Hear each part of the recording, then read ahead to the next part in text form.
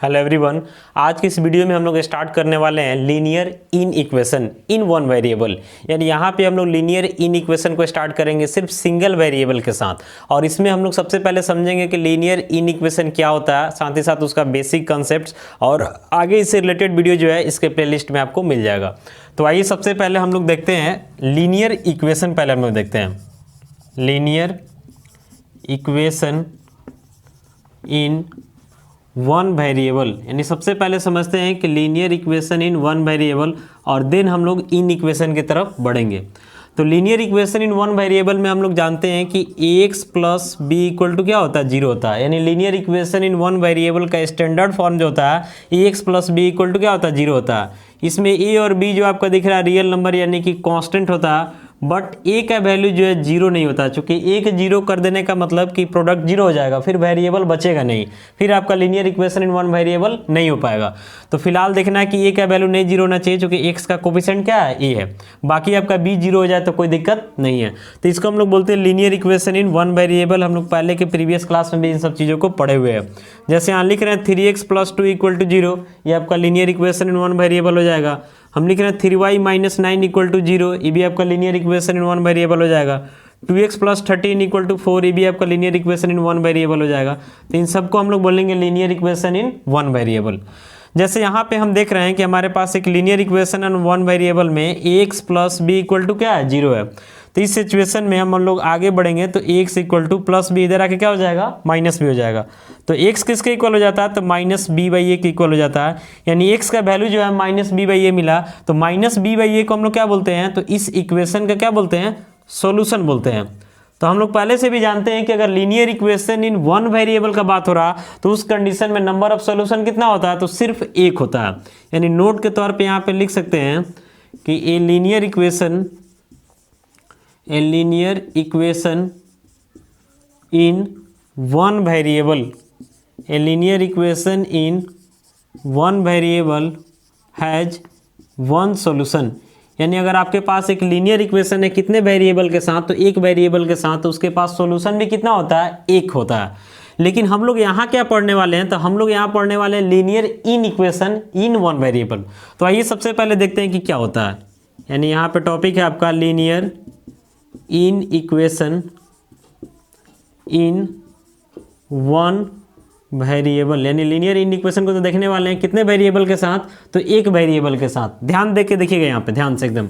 जैसे यहाँ पे हम लिख रहे हैं x plus B less than zero, या फिर हम लिख रहे हैं x plus B less than equal zero, या फिर लिख रहे हैं x plus B greater than zero, या फिर हम लिख रहे हैं x plus B greater than equal zero. ठीक है। तो यहाँ पे इक्वेशन में क्या था कि सीधे हमारा ax plus b equal zero था, इसमें कहीं लेस या फिर ग्रेटर का सिंबल वगैरह नहीं था।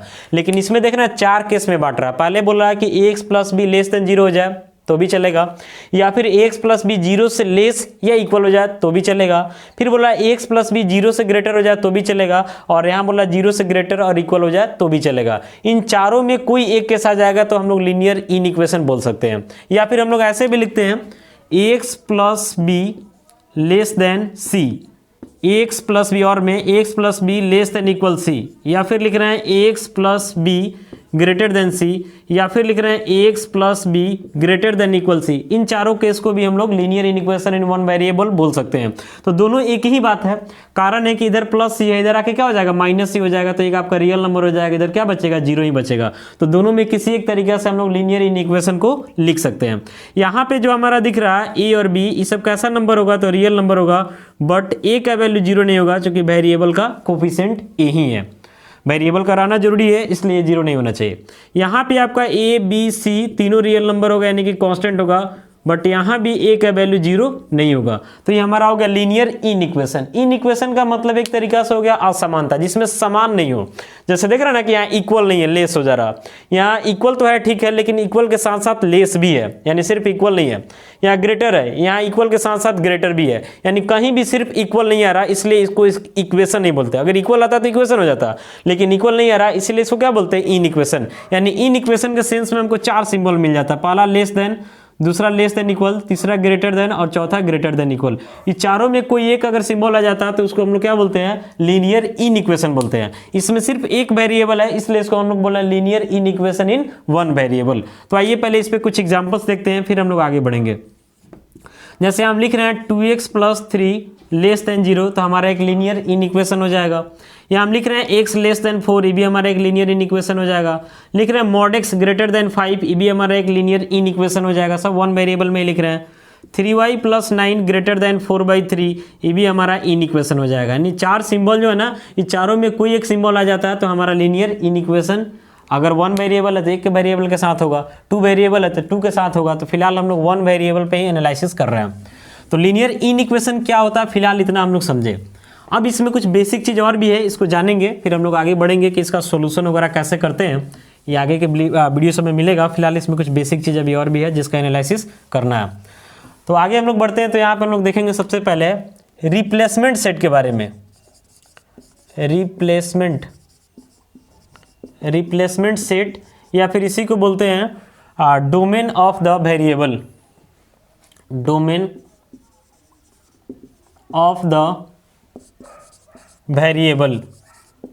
देखिए लीनियर इक्वेशन जब था ना वन वेरिएबल में तो उसमें क्लियर था कि एक ही सॉल्यूशन होगा, उसमें कोई कंफ्यूजन नहीं था।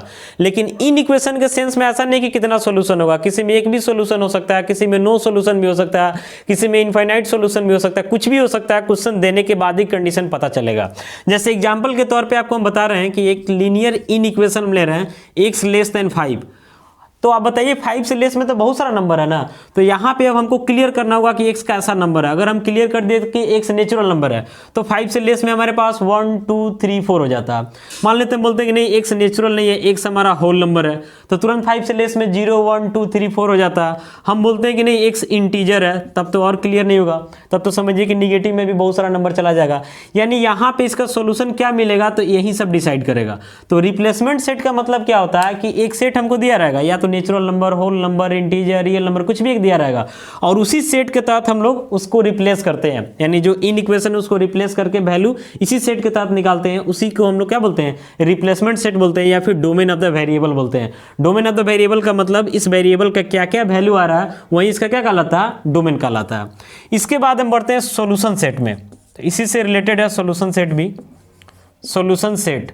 तो सॉल्यूशन सेट में क्या होगा कि अगर मान लेते हैं एग्जांपल आपको हम दे रहे हैं कि x जो है लेस देन 5 है, और यहाँ हम क्लियर कर दिए कि x हमारा नेचुरल नंबर है। अब हमको लिखना है सॉल्यूशन सेट।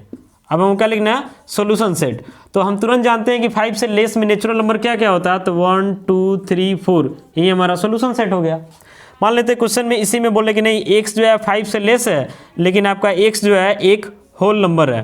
तो इस सिचुएशन में अगर हम लिखना चाहते हैं सॉल्यूशन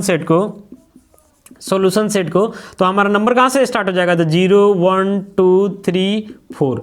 वहीं अगर हम बात करते हैं कि इंटीजर है, तो इंटीजर में तो समझिए कि 4 3 2 1 0 -1 -2 -3 ऐसे कंटिन्यू चला जाएगा, निगेटिव में कोई लिमिट नहीं होगा। तो यही हमारा सॉल्यूशन सेट कहलाता है। यानी हमारे पास जब एक लीनियर इन इक्वेशन आता है और उसको कंडीशन के तहत हम लोग सॉल्व करते हैं, सॉल्व करने के बाद जो हमारे पास एक सेट का कलेक्शन आता है उसी को हम लोग क्या बोलते हैं, सॉल्यूशन सेट बोलते हैं। तो आगे के वीडियो में हम लोग काफ़ी सारा इस पर प्रॉब्लम देखेंगे सॉल्यूशन सेट पे। फिलहाल हम लोग आगे बढ़ते हैं, लीनियर इन इक्वेशन का कुछ रूल रेगुलेशन है उसको समझते हैं, ठीक है। तो थोड़ा कंसंट्रेट होकर देखिएगा, लीनियर इक्वेशन की तरह यहाँ पे काम नहीं करना है, क्योंकि लीनियर इक्वेशन की तरह काम कीजिएगा तो बहुत जगह आप गलत कर सकते हैं। तो थोड़ा सा कंसंट्रेट होकर देखिए, उसमें कुछ प्रॉपर्टी है, इसके बारे में हम डिस्कस करते हैं। चलिए देखिएगा ध्यान से। जैसे यहाँ पे हम लिख रहे हैं कि हमारे पास कोई नंबर मान लेते हैं 9 है, हमारे पास कोई नंबर क्या है 9 है, और ये ग्रेटर है किससे, 7 से। 9 जो है किससे ग्रेटर है, 7 से।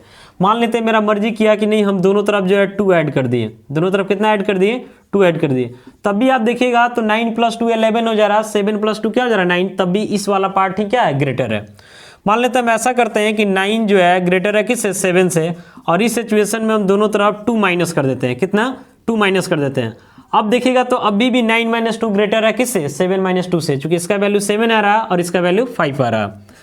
अगर यहाँ से हम लिख रहे हैं कि 9 जो है 7 से ग्रेटर है, और हम क्या किए कि दोनों तरफ 2 से क्या किए, मल्टीप्लाई कर दिए, दोनों तरफ 2 से मल्टीप्लाई कर दिए, तो ये 14 18 अभी भी यही बड़ा है। अगर मान लेते हम ऐसा किए कि 9 जो है ग्रेटर है 7 से, और दोनों तरफ हम 2 से डिवाइड कर दिए, दोनों तरफ 2 से क्या किया डिवाइड, तो ये 3.5 आएगा, ये 4.5 आएगा, अभी भी यहीं बड़ा है। लेकिन अगर हम ऐसा काम करते हैं कि 9 जो है 7 से ग्रेटर है, हम दोनों तरफ किसी निगेटिव नंबर से मल्टीप्लाई कर दिए, दोनों तरफ किससे मल्टीप्लाई कर दिए, किसी निगेटिव नंबर से। अब देखिएगा इसका प्रोडक्ट कीजिएगा तो -18 और इसका प्रोडक्ट कीजिएगा तो -14, तो बड़ा कौन होगा, -14, यानी इन इक्वालिटी का साइन क्या हुआ, चेंज हो गया। वैसे ही अगर मान लेते हैं कि दोनों तरफ जैसे 9 ग्रेटर है 7 से, किसी निगेटिव नंबर से अगर हम डिवाइड कर देते हैं, किसी निगेटिव नंबर से क्या करते हैं, डिवाइड कर देते हैं, तो ये -3.5 और ये -4.5, यानी फिर ही बड़ा हो गया। यानी कहने का मतलब है कि अगर दोनों तरफ हम पॉजिटिव नंबर ऐड कर रहे हैं, इनइक्वालिटी में कोई फर्क नहीं आ रहा, दोनों तरफ कोई नंबर को सब्ट्रैक्ट कर रहे हैं, कोई फर्क नहीं पड़ रहा, दोनों तरफ सेम नंबर से यानी पॉजिटिव नंबर से मल्टीप्लाई कर रहे हैं, कोई फर्क नहीं पड़ रहा, पॉजिटिव नंबर से डिवाइड भी कर रहे हैं, कोई फर्क नहीं पड़ रहा, लेकिन जैसे निगेटिव नंबर से मल्टीप्लाई किए फर्क पड़ा है, यानी इनइक्वालिटी का साइन चेंज हो गया। जैसे निगेटिव नंबर से डिवाइड किए फर्क पड़ा है, यानी इनइक्वालिटी का साइन क्या हुआ, चेंज हो गया। तो आइए इस बेसिस पर हम लोग कुछ और भी समझते हैं, अभी कंसंट्रेट होकर आप देखते रहिए। देखिए इक्वेशन के सेंस में क्या था कि अगर मान लेते कोई इक्वेशन आपको दिया हुआ है जिसमें लिखा हुआ है कि -a इक्वल है -b के, अगर आपको कोई एक इक्वेशन है कि -a इक्वल है -b के, इक्वल इसलिए इक्वेशन बोल रहा है, तो हम लोग माइनस से माइनस को कटा देते थे और तुरंत लिख देते थे कि a किसके इक्वल है, b के इक्वल है, और ये हमारा सही भी होता था।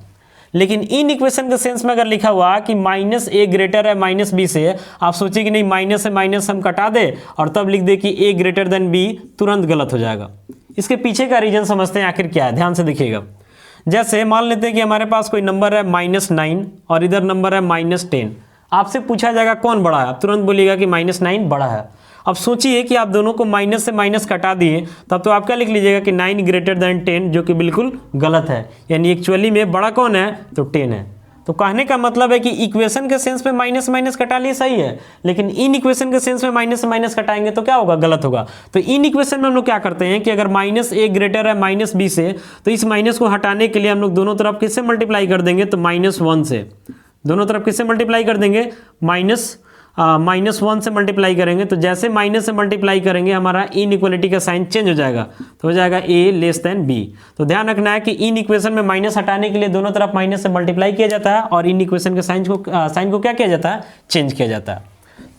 चलिए अब थोड़ा सा इसको हम लोग जान गए, तो कुछ प्रॉपर्टी है इसका लिख देते हैं, इसी प्रॉपर्टी का यूज करके हम लोग क्वेश्चन वगैरह को सॉल्व करते हैं। सबसे पहला है कि अगर हम यहाँ लिख रहे हैं कि if a is greater than b and if a is greater than b then a plus m greater होगा किससे, b प्लस m से, यानी m हमारा कोई एक पॉजिटिव नंबर है, तो समझिए कि अगर a प्लस b जो है ग्रेटर a ग्रेटर है b से, तो a प्लस m भी ग्रेटर होगा किससे, b प्लस m से।